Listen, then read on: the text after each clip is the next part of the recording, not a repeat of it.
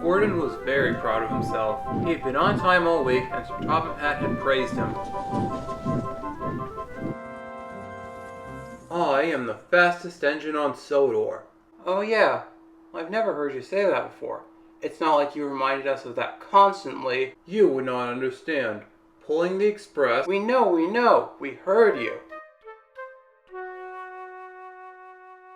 However, one thing bothered Gordon.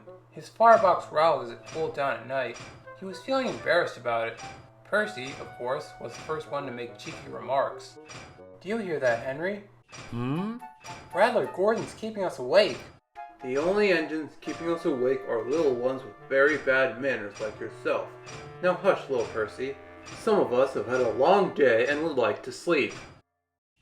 We would love to if we could. Too bad about your firebox, though.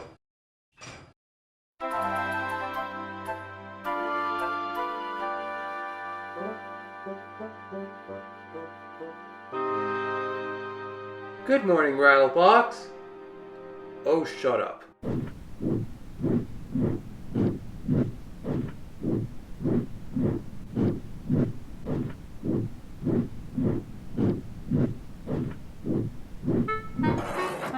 Look, Henry, Rattler Gordon is pulling the Click-Clunk Express.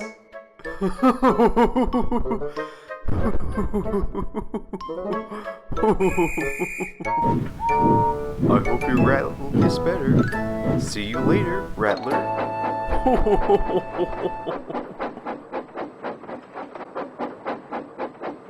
Gordon seethed with anger. He decided it was time for the others to treat him with respect. So later, when Percy arranged his coaches for him,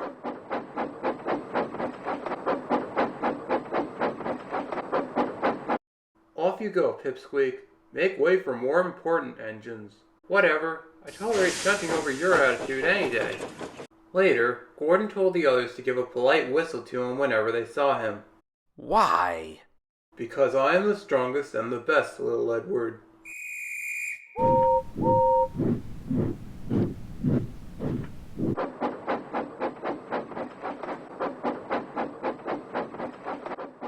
You can toot at him if you like, but I will not. Gordon was now feeling more pleased with himself than ever. He was sure the engines would forget his clump leg and treat him properly. He saw James coming in the opposite direction. He listened for James's whistle, but heard nothing. Gordon was cross now. Unfortunately, his anger caused him to run a red signal.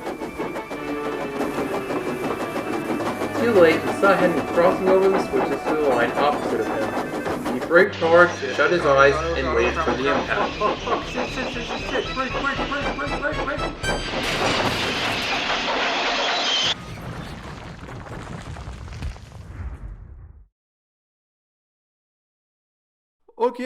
Again.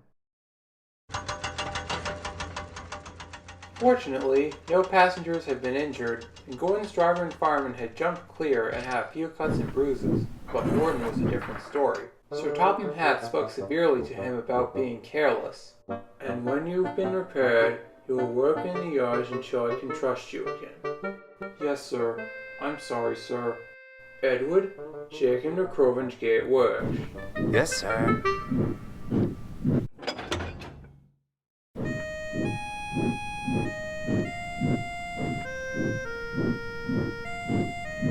Gordon had to stay at Crovan's Gate for a long time. As he sat there, he couldn't help but feel like a fool. Everything that's happened has happened because of me. I wanted to be treated like a king, and look where it led me. I hope whoever's pulling the express is doing a better job than I could have ever done. While Gordon was at Crovan's Gate, James and Henry took it in turns to pull the express.